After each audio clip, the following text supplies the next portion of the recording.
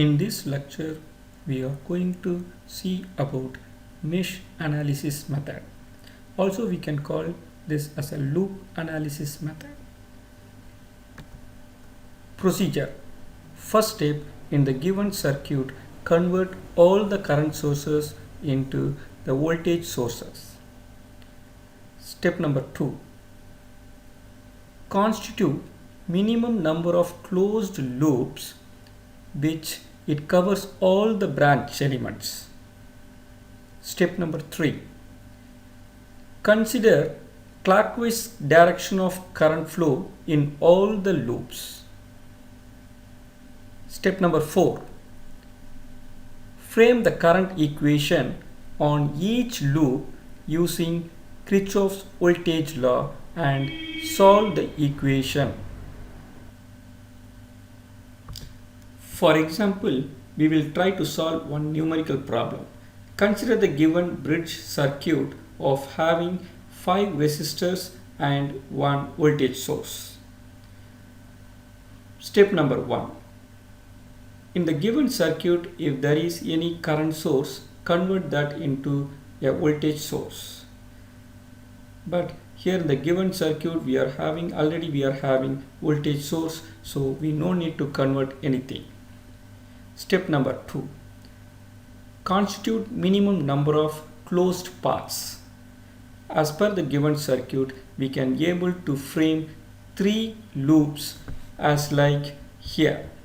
Loop number 1, it constitutes node A, D, C, and through the voltage source again it reaches A. So current flowing through this loop is I1 and we can consider in the clockwise direction. Loop number 2. It starts from again A, B, D and again it reaches node A. Current flowing through this loop is I2 and again consider the current flow direction in clockwise. Loop number 3. It's from B, C, D and P. Now the current flow in this loop is I3 and again we are considering the direction clockwise. Now if you see these 3 loops, we have not omitted any single branch element. Now we will mark polarities on all the resistors. We know very well that positive of the battery should be connected to the positive of the load and negative of the battery should be connected to the negative of the load. In the same sense, if you consider loop number 1, the current flowing through this loop is I1 and the current flows in 3 ohm resistor is from A to D. So the polarity we can mark here as like this. The node A belongs to positive and node D belongs to negative. In the same way, again the current it flows through from D to C. So we can mark the polarity for 1 ohm resistor like this. Node D is positive and node C is negative. Again the same current I1 it returns back to the battery and it enters to the negative side. In the same manner, we can be able to mark the polarities for loop number 2 and loop number 3. Now in loop number 2, the current flow is I2. From A, if you see, the current I2 is flowing from node A to B. So we can mark the polarity of 6 ohm resistor. A belongs to positive and B belongs to negative sign. Now the current I2 it reaches the 5 ohm resistor. The 5 ohm resistor it has the polarity of positive sign belongs to B and negative sign belongs to D. So that means the current I2 flows from B to D. Now if you see here, the current of I2 will move from D to A in order to close the loop. But already we marked the polarity for 3 ohm resistance. Here one thing we have to understand, there are 3 mutual resistors are in the given circuit. 3 ohm, 3 ohm, 5 ohm and 1 ohm. This 3 ohm resistor is mutual to loop number 1 and loop number 2. So the current flows through the 3 ohm resistor is because of current I1 and I2.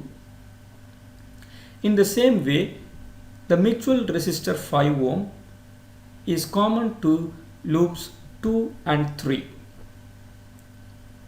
So the current flow through the 5 ohm resistor is because of I2 and I3. So the current flow right now we have marked for because of I2, and when we are going for loop 3 again for I3, because of I3 we have to mark the polarity. Again the same way, the mutual resistor 1 ohm, again this resistor is common for loop number 1 and 3. So the current flow in 1 ohm resistor is because of current I1 and I3. So these mutual resistors always it has the polarity of both the symbol we have to consider, both the currents we have to consider. So now let's come to your 3 ohm resistor, your I2 current that it flows from node D to A.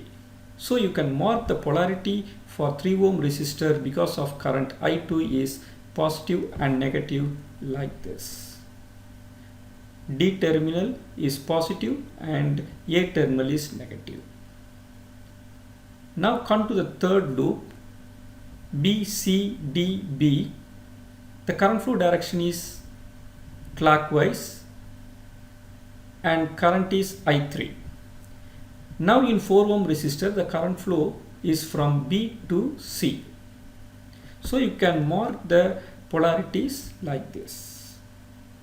Now in the same way, we know that 1 ohm resistor is the mutual resistor and current is moving from C to D. We can mark the polarity like this. Then the same current I3, again it reaches the 5 ohm resistor from D to B. So the current flow direction we can mark like this. So now once the polarity is marked, then we are ready to frame the equation. Consider loop 1 and apply the Kirchhoff's voltage law. So now in loop number 1 we are having 3 elements. One is 10 volt voltage source, 3 ohm resistor and 1 ohm resistor. In order to write the equation, just we will make one logic. Actually we can say it's a logic. Whenever the current enters in each element, whatever the polarity is there, you can take that as a sign. So now if you take your voltage source, here the current I1 enters through negative of the battery, negative of the voltage source. So you can say here minus 10 volt. Then if you see the same current I1, it enters through 3 ohm resistor in the positive side. So you can say here positive 3 into I1 minus I2. Here I1 minus I2 we have to take both the currents because current flow in the resistor in 3 ohm resistor is because of current I1 as well as I2. Now we are writing the equation for loop number 1, so you can write I1 minus I2. In the same way, for 1 ohm resistor the current I1 enters through the positive side, so you can write 1 into I1 minus I3 equal to 0. Rearrange this complete equation and finally we will get 4I1 minus 3I2 minus I3 equal to 10. This is equation number 1 for loop 1. Now move on to loop number 2 and again apply the Kirchhoff's voltage law. So now you can start from node A. In 6 ohm resistor, the current I2 enters through the positive sign. So you can just make 6 into I2. So here 6 into I2. Now your current then it moves to B and it goes to 5 ohm resistor. So the 5 ohm resistor is mutual to loop number 2 and 3. So we have to include the currents of I2 and I3. Now we are writing the equation for loop number 2. So we have to write plus 5 I2 minus I3.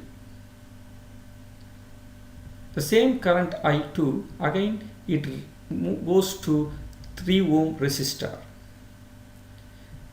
I2 current enters through positive terminal and it reaches the node A. So we have to write the equation here plus 3 into I2 minus I1. The reason here I2 minus I1 is because we are writing the equation for loop number 2. So we have to take I2 minus I1 equal to 0. After rearranging this equation, we will get minus 3I1 plus 14I2 minus 5I3 equal to 0. This is equation number 3 for loop 2. Now loop 3. Again apply the Kirchhoff's voltage law.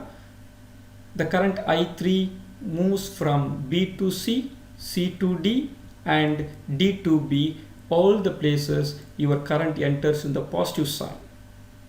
So we can write here 4I3 plus 1 into I3 minus I1 plus 5 into I3 minus I2.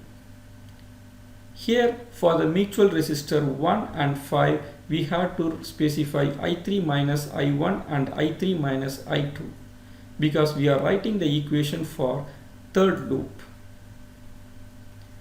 So now equate this equation to 0. After rearranging this equation, finally we will get minus I1 minus 5I2 plus 10I3 equal to 0. Now this is equation number 3 for loop 3. Now solving these three equations, we will get I1, I2 and I3.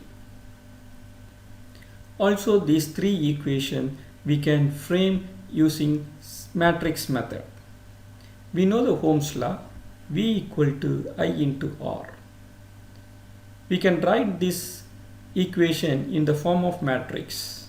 Since we are having three loops, we can write the R matrix as R11, R12, R13. In the same way for row 2 and row 3.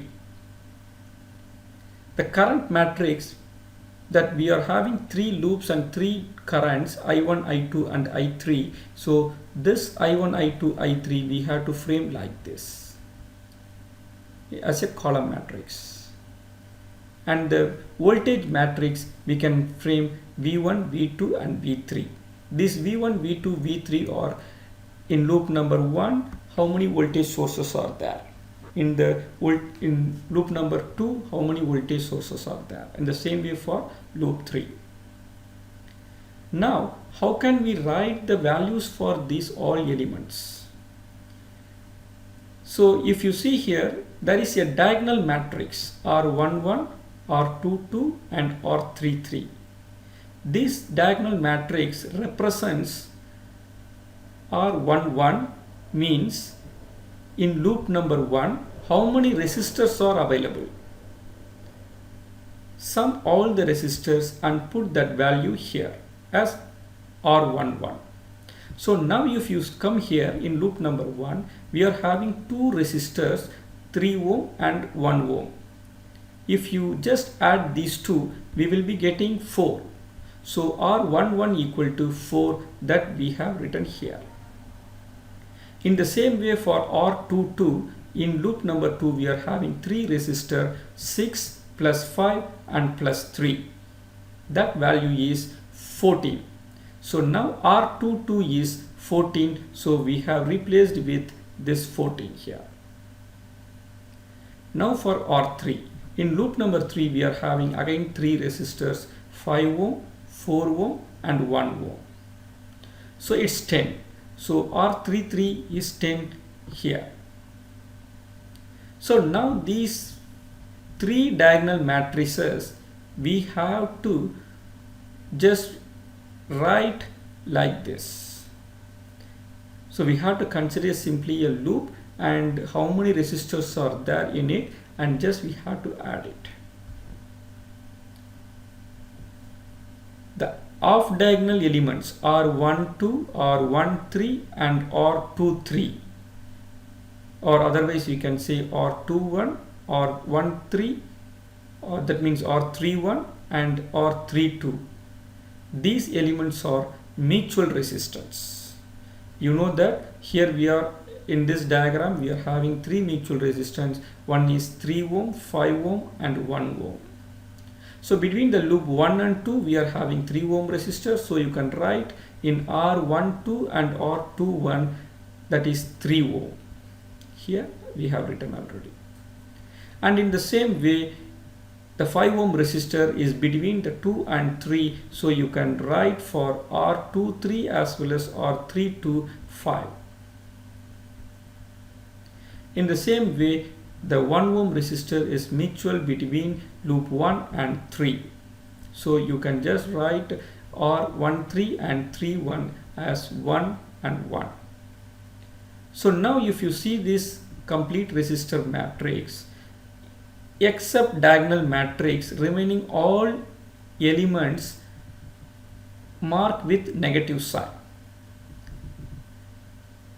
That means all the off diagonal matrix should be in negative. Now come for the current matrix. So this current matrix I1, I2, I3 that we are going to find out. Already we have seen that all the currents are we have considered as a clockwise direction. So you can write I1, I2, I3. These values only we are going to find out. Now come to the voltage matrix. As per the given circuit, we are having only one voltage source. That too it is 10 voltage in loop number 1. So you can write in V1, you can write 10 voltage. In loop number 2 and 3 there is no any voltage source. So you can just simply put 0 and 0. Now compare this complete matrix with your 3-framed equation. So now the first equation here represents 4.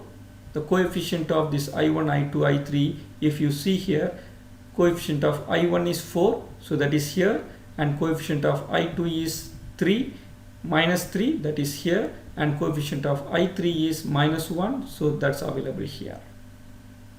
And for voltage here 10. Equation number 2, it comes in the second row, minus 3, 14, minus 5. Here also we are having minus 3, plus 14 and minus 5. And your voltage is 0 here, so we are also having here 0. Now come to the third equation. Here it's minus 1, minus 5 and plus 10. Here also we got minus 1, minus 5 and plus 10, and voltage is 0. So now how we know how to solve this matrix. So by solving this matrix we will be getting the value of I1, I2 and I3. So I1 value is 3.528 amperes, I2 value is 1.074 amperes, and I3 is 0.890 amperes. Now our problem is not completed so far. we have to mark the current direction, because while we are started with the numerical, we initially assume the current flow in each and every loop are clockwise, but it may not be correct also. So what will be the exact current direction? After getting the result only we have to conclude that. Now, since all calculated currents having positive sign, we have to consider whatever the considered current flow direction is correct. In the previous slide we have seen that I1, I2, I3, the calculated values are all positive, so we can say that whatever the direction we have considered, that's correct. Suppose in any one of this I1, I2, I3 is negative, then we have to obviously say that current flow in that particular loop is in anti-clockwise direction. Now, so how can we mark this I1, I2, I3? So I1, it's in the clockwise direction, so I1 is flowing from like this, and I2 current 1.074 is flowing through like this, and the current I3 0.89 amperes is flowing like this in this direction. Now the problem is not completed here, because we are not calculate the current flowing through 5 ohm resistor, 3 ohm resistor and 1 ohm resistor. We know very well these resistors are mutual to both the loops. That means 3 ohm resistor is mutual to loop number 1 and 2. 5 ohm resistor is mutual to loops 2 and 3, and 1 ohm resistor is mutual between loop number 1 and 3. So how can we calculate the current and current direction of these mutual resistors? So now current flow through 5 ohm resistor is